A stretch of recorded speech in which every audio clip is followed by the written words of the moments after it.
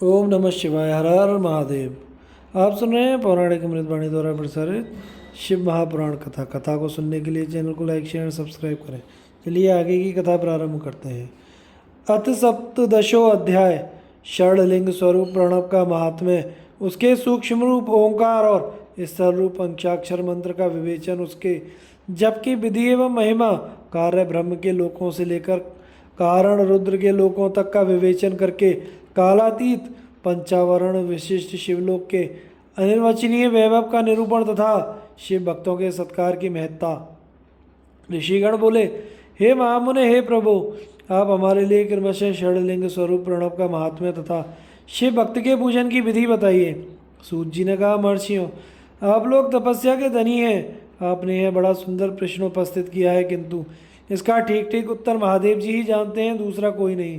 तथापि भगवान शिव की कृपा से ही मैं इस विषय का वर्णन करूंगा।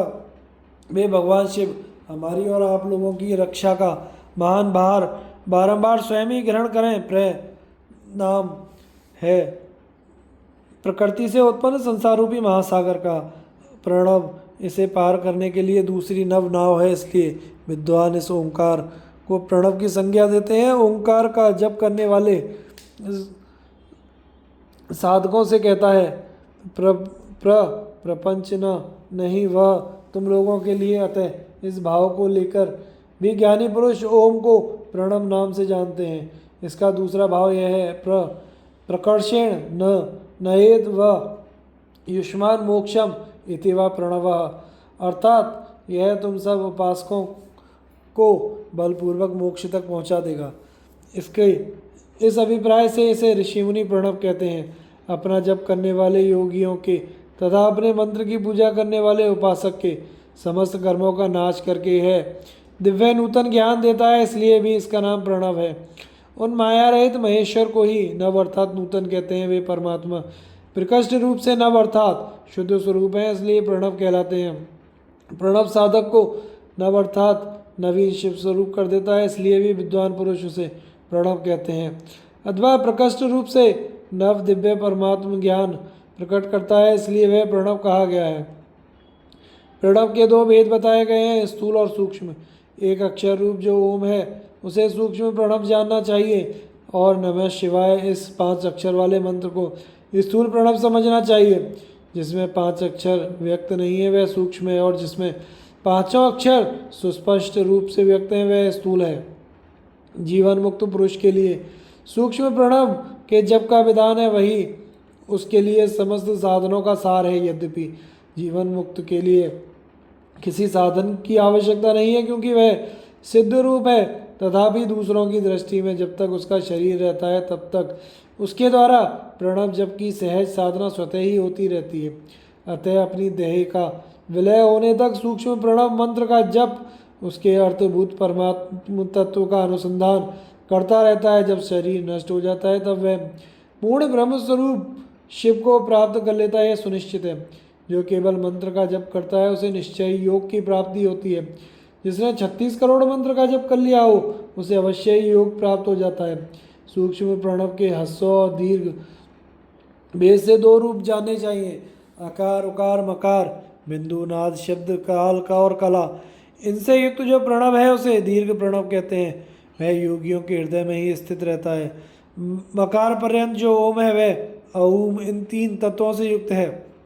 इसी को ह्रस्व प्रणव कहते हैं।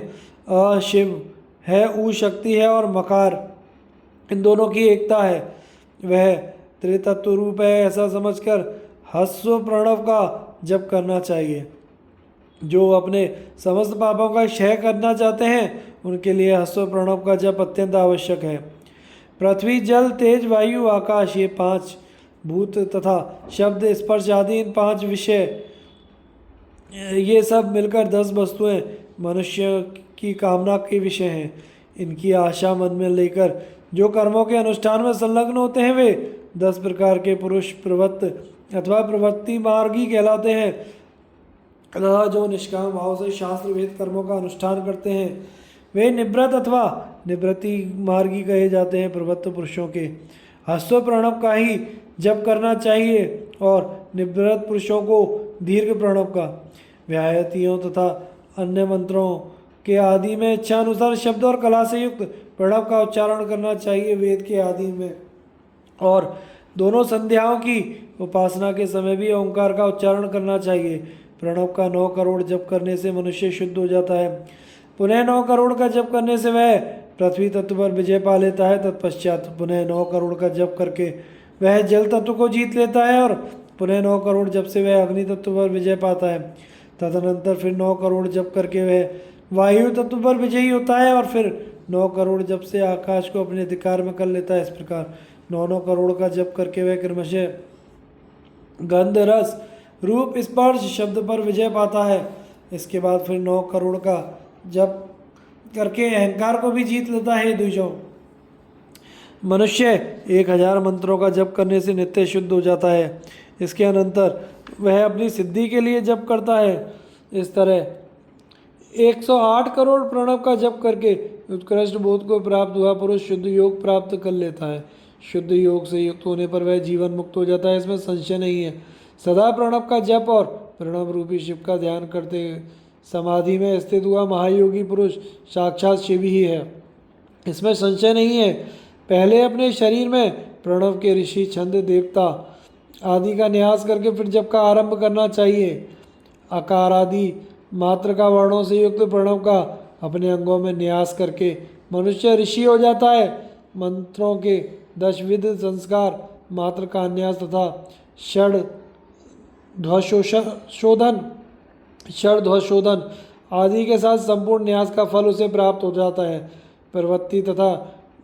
प्रवृत्ति निवृत्ति से मिश्रित भाव वाले पुरुषों के लिए स्थूल प्रणव का जप ही अभीष्ट साधन होता है।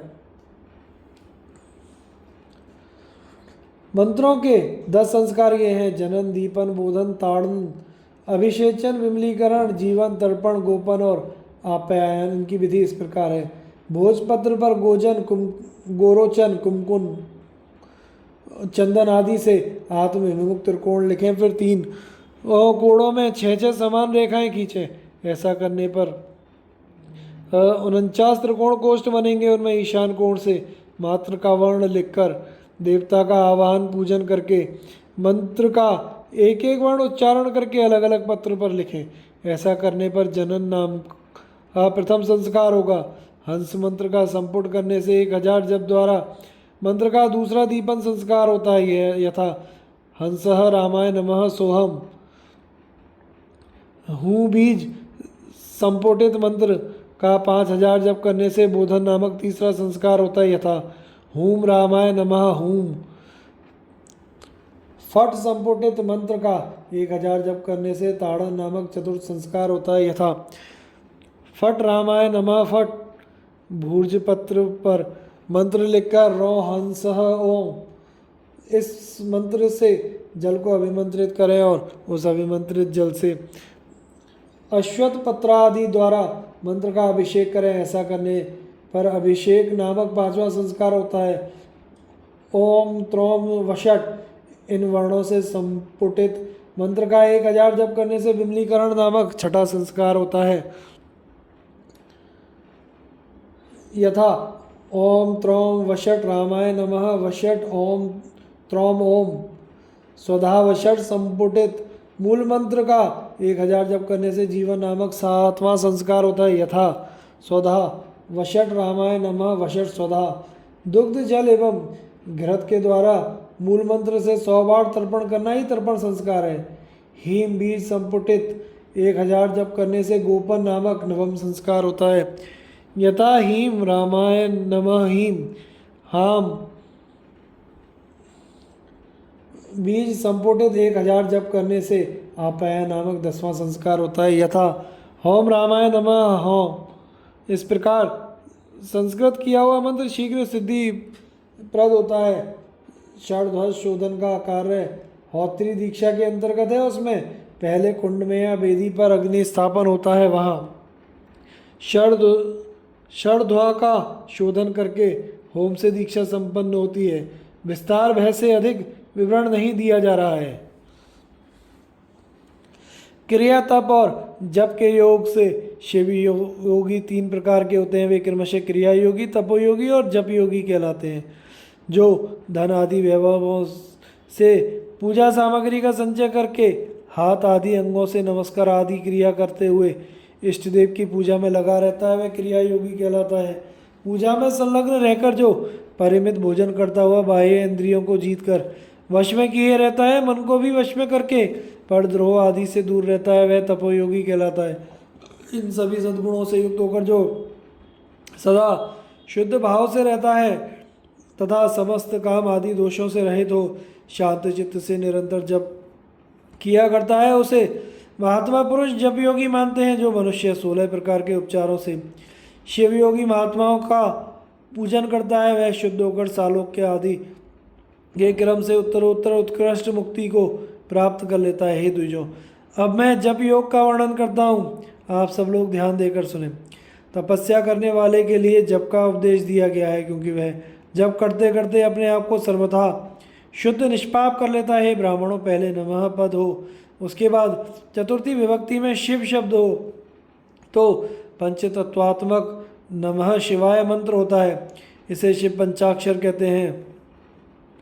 यह स्थूल प्रणव रूप है। इस पंचाक्षर के जब से ही मनुष्य संपूर्ण सिद्धियों को प्राप्त कर लेता है।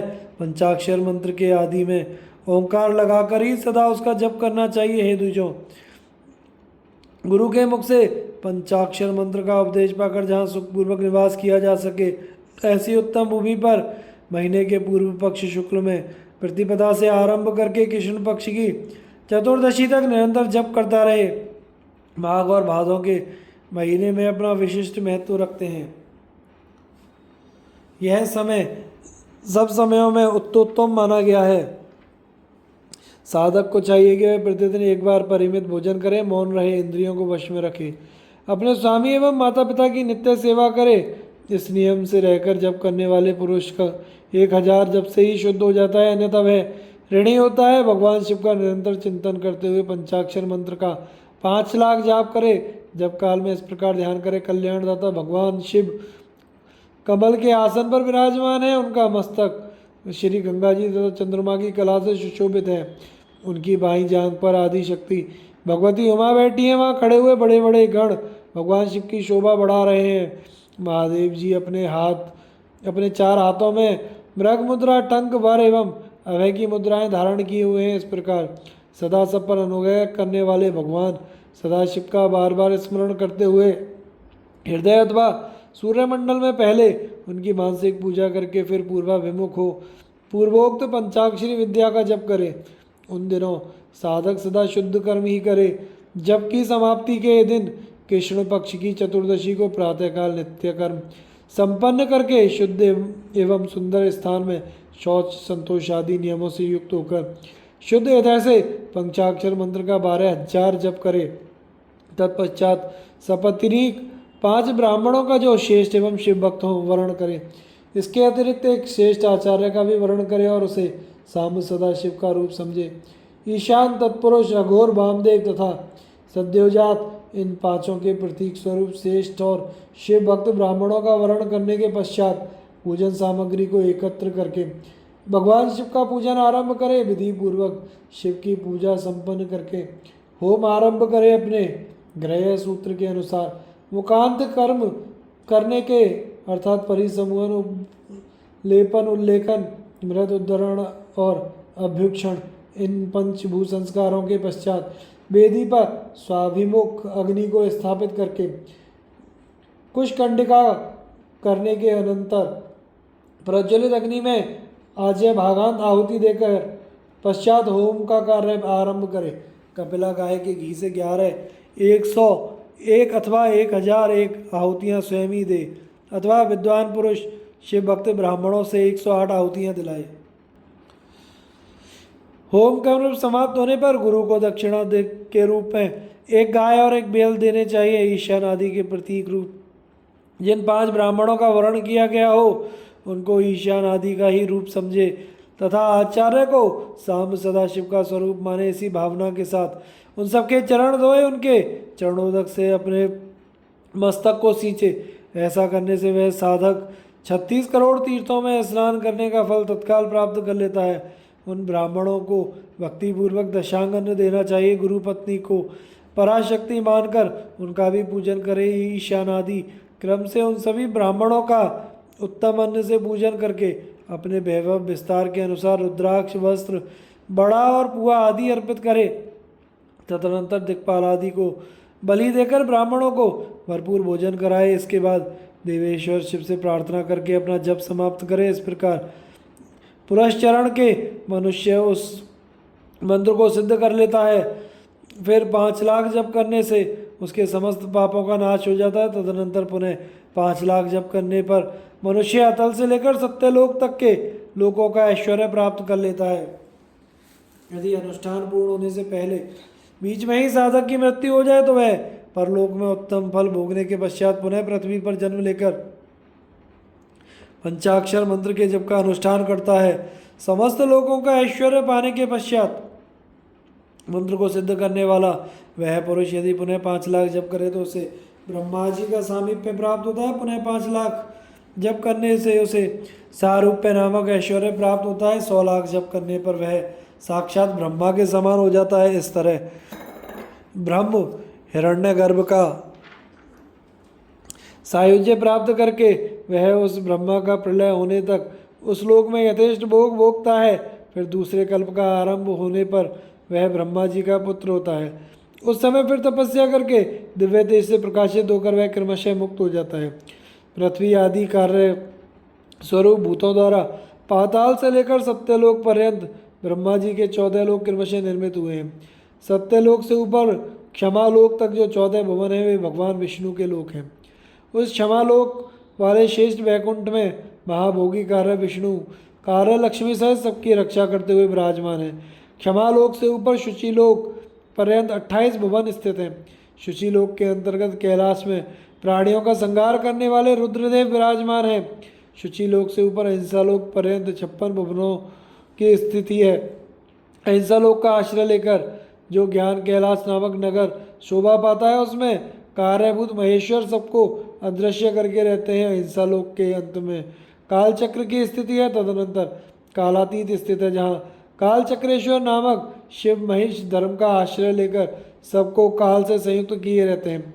असत्य, अशुचि, हिंसा, निर्दयता ये असत्य आदि 4 पाद काम रूप धारण करने वाले शिव के अंश हैं। नास्तिकता युक्त लक्ष्मी, दुस्संग, वेद बाह्य, शब्द, क्रोध का संग, कृष्ण वर्ण ये महामहिष के रूप वाले हैं। यहाँ तक महेश्वर के विराट स्वरूप का वर्णन किया गया है। वहीं तक लोगों का तिरोधान अथवा लय होता है। उससे नीचे कर्मों का भोग होता है, उससे ऊपर ज्ञान का भोग, उसके नीचे कर्म माया है और उसके ऊपर ज्ञान माया। अब मैं कर्म माया और ज्ञान माया का तात्पर्य बता रहा हूँ। माँ का अर्थ है लक्ष्मी, उससे कर्म भोग याद प्राप्त होता है इसलिए वह माया अथवा कर्म माया कहलाती है। इसी तरह माँ अर्थात लक्ष्मी के ज्ञान भोग याद अर्थात प्राप्त होता है इसलिए उसे माया या ज्ञान माया कहा गया है। उपयुक्त सीमा से नीचे नश्वर भोग हैं और ऊपर नित्य भोग। उससे नीचे ही तिरोधान अथवा लय है, ऊपर तिरोधान नहीं है। वहाँ से नीचे ही कर्म में पाशों द्वारा बंधन होता है, ऊपर बंधन का सदा अभाव है।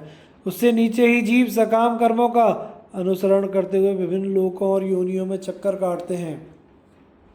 उससे ऊपर के लोकों में निष्काम कर्म का ही भोग बताया गया है। बिंदु पूजा में तत्पर रहने वाले उपासक वहाँ से नीचे लोकों में ही घूमते हैं। उसके ऊपर तो निष्काम भाव से शिवलिंग की पूजा करने वाले उपासक ही जाते हैं। उसके नीचे शिव के अतिरिक्त अन्य देवताओं की पूजा करने वाले घूमते रहते हैं। जो एकमात्र शिव की ही उपासना में तत्पर हैं वे उससे ऊपर के लोकों में जाते हैं। वहाँ से नीचे जीव कोटि है और ऊपर ईश्वर कोटि।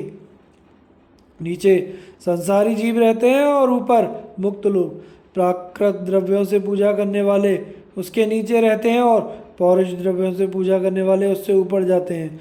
उसके नीचे शक्ति लिंग है और उसके ऊपर शिवलिंग। उसके नीचे सगुण लिंग है और उसके ऊपर निर्गुण लिंग। उसके नीचे कल्पित लिंग है और उसके ऊपर कल्पित नहीं है। उसके नीचे आदि भौतिक लिंग और उसके ऊपर आध्यात्मिक लिंग है। उसके नीचे 112 शक्ति लोक हैं। उसके नीचे बिंदु रूप और ऊपर नाद रूप है। उसके नीचे कर्म लोक है और उसके ऊपर ज्ञान लोक। इस प्रकार उसके ऊपर मद और अहंकार का नाश करने वाली नम्रता है।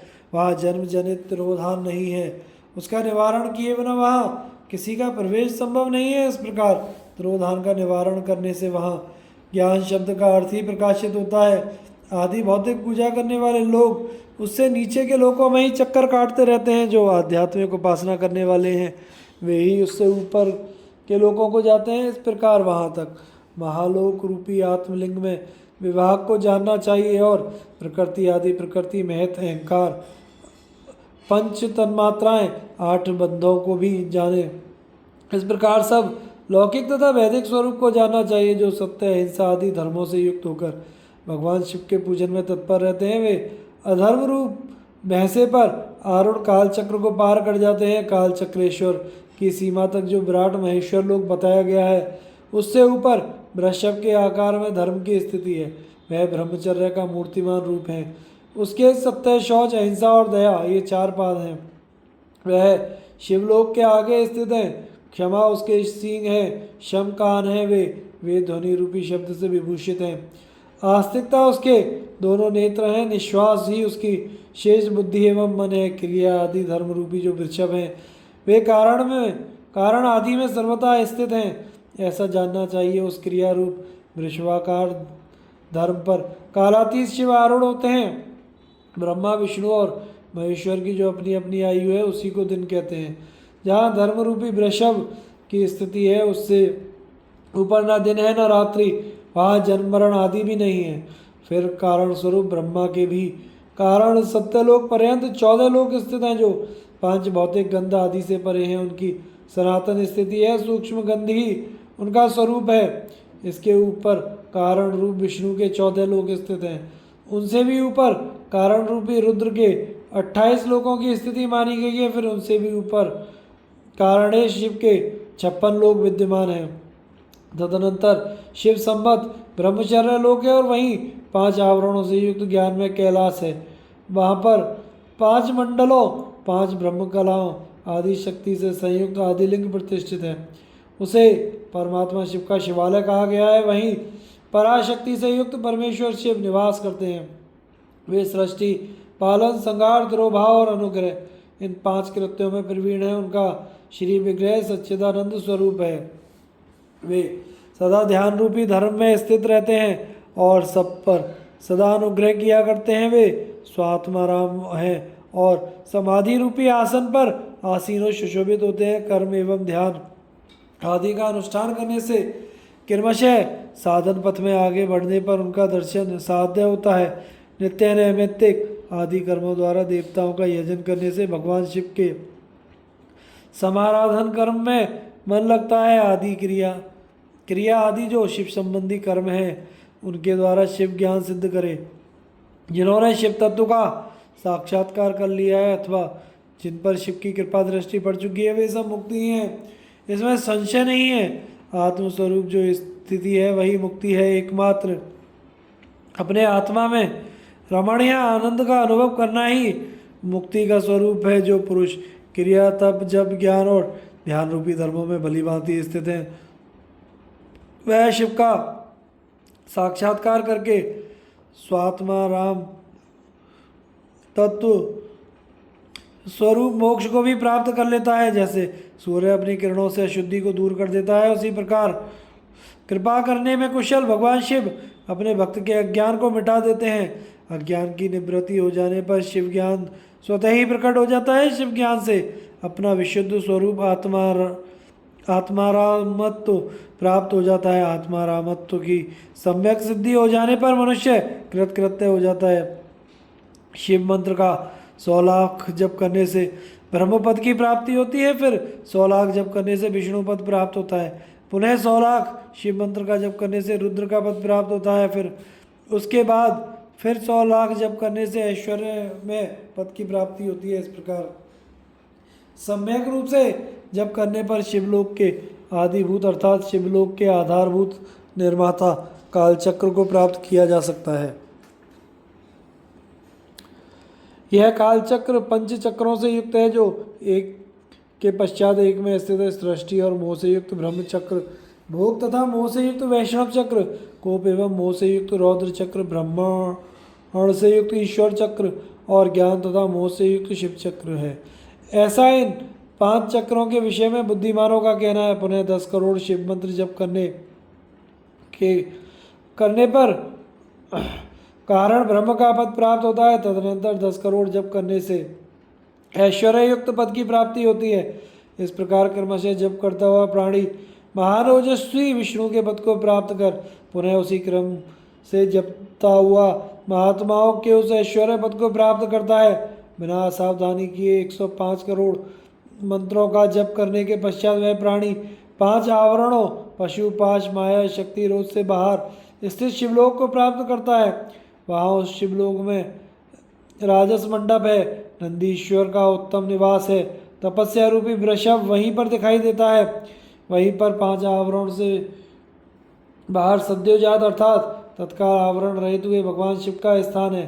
पुनः चतुर्थ आवरण में वामदेव का स्थान है। उसके पश्चात तृतीय आवरण में अघोर शिव का, दूसरे आवरण में साम्य शिव का मंगलमय तथा प्रथम आवरण में ईशान शिव का निवास स्थान है। उसके पश्चात पंचम मंडप है जहाँ ध्यान और धर्म का निवास रहता है। तदनंतर चतुर्थ मंडप है, वहाँ पर चंद्रशेखर की मूर्ति से युक्त भगवान बलिनाथ का वास स्थान है जो पूर्ण अमृत को प्रदान करने वाला है। तृतीय मंडप में सोमस्कंद का परम निवास स्थान है। उसके पश्चात द्वितीय मंडप है, आस्तिक लोग जिसे नृत्य मंडप कहते हैं। इस प्रकार प्रथम मंडप में मूल माया का स्थान है, वहाँ पर अत्यंत शोभा वास करती है। उसके परे गर्भगृह है जहाँ पर शिव का लिंग स्थान है। नंदी स्थान के पश्चात शिव के वैभव को कोई नहीं जान सकता। नंदीश्वर गर्भगृह से बाहर रहकर शिव के पंचाक्षर मंत्र की उपासना करते हैं। इसी प्रकार गुरु परंपरा से नंदीश्वर और सनत कुमार के संवाद की जानकारी मुझे हुई है। उसके पश्चात का परम रहस्य स्वयं वेद्य है, जिसका अनुभव स्वयं शिव करते हैं। आस्तिक जनों का कहना है कि साक्षात शिव की कृपा से ही शिवलोक के ऐश्वर्य को लोग जान सकते हैं, अन्यथा यह असंभव है। इस प्रकार शिव का साक्षात्कार प्राप्त कर जितेंद्रिय ब्राह्मण मुक्त हो जाते हैं, अर्थात मोक्ष को प्राप्त कर लेते हैं। अब मैं अन्य क्षत्रिय आदि वर्णों के विषय में कहूँगा, उसे आदरपूर्वक सुने। यदि ब्राह्मण को आयु प्राप्त करने की इच्छा हो तो उसे गुरु द्वारा बताए गए उपदेश के अनुसार इस शिव पंचाक्षर का विधिपूर्वक 5 लाख जप करना चाहिए। यदि स्त्री तो अर्थात स्त्री योनि से मुक्त होना चाहती है तो वह भी 5 लाख पंचाक्षर मंत्रों का जप करे। उन मंत्रों के प्रभाव से पुरुष का जन्म लेकर वह क्रमशः मुक्त हो जाती है। क्षत्रिय 5 लाख मंत्रों का जप करके क्षत्रियत्व को दूर कर लेता है, अर्थात वह क्षत्रिय वर्ण में रहने वाले गुणों से मुक्त हो जाता है। तदनंतर पुनः 5 लाख मंत्रों का जप करने पर वह ब्राह्मण हो जाता है। फिर उतने ही मंत्रों के जप से मंत्र सिद्धि प्राप्त हो जाती है और तत्पश्चात उसी क्रम से 5 लाख मंत्रों का जप करने पर वह मनुष्य हो जाता है। वैश्य 5 लक्ष मंत्रों का जप करने से अपने वैश्यत्व गुण का परित्याग कर देता है। पुनः 5 लक्ष मंत्र का जप करने पर वह मंत्र क्षत्रिय कहलाने का अधिकारी हो जाता है। उसके बाद 5 लाख मंत्रों का जप करने से क्षत्रियत्व को दूर कर लेता है। तदनंतर पुनः 5 लक्ष मंत्र का जप करके मंत्र ब्राह्मण कहलाने का अधिकारी हो जाता है। इस प्रकार शूद्र भी मंत्र के अंत में नमः शब्द लगाकर यदि 25 लाख मंत्रों का जप करता है तो वह शूद्र मंत्र विप्रत्व को प्राप्त द्विज हो जाता है। चाहे स्त्री हो अथवा पुरुष, ब्राह्मण हो या अन्य कोई भी वर्ण, पंचाक्षर मंत्र का जप करने से सभी शुद्ध हो जाते हैं।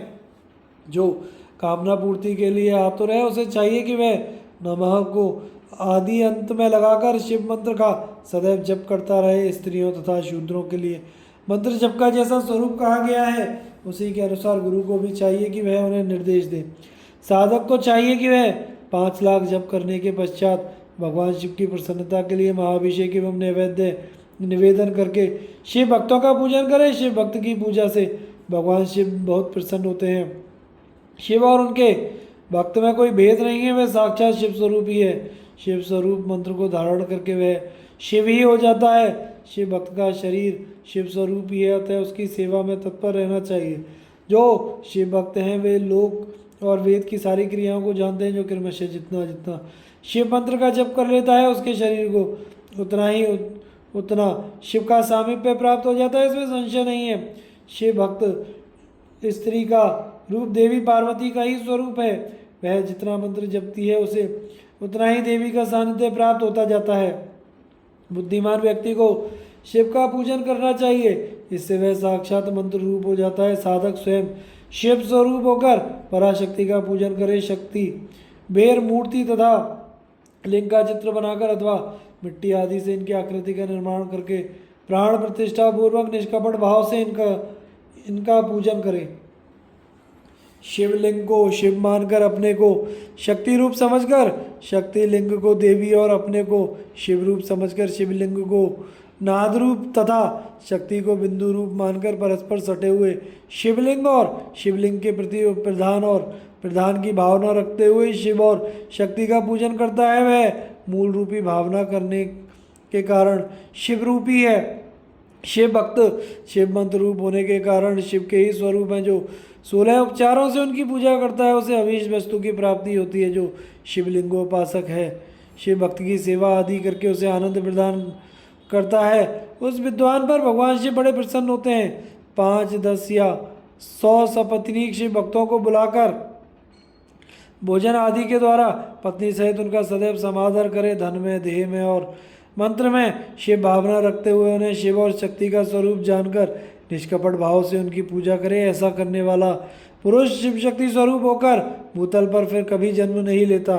शिव भक्त की नाभि के नीचे का भाग ब्रह्म भाग तथा नाभि के ऊपर कंठ पर्यंत तक का भाग विष्णु भाग और मुख शिवलिंग स्वरूप कहा गया है। मृत्यु के पश्चात जिनका दहादि संस्कार हुआ हो अथवा जो दहादि संस्कार से रहे तो उन पितरों के उद्देश्य से शिव को ही आदि पितर मानकर उनकी पूजा करनी चाहिए। पुनः आदि माता शिव की शक्ति की पूजा करके शिव भक्तों का पूजन करना चाहिए। ऐसे करने वाला मनुष्य मरने के पश्चात क्रमशः पितृलोक को प्राप्त होता है, तदनंतर उसे मुक्ति प्राप्त हो जाती है।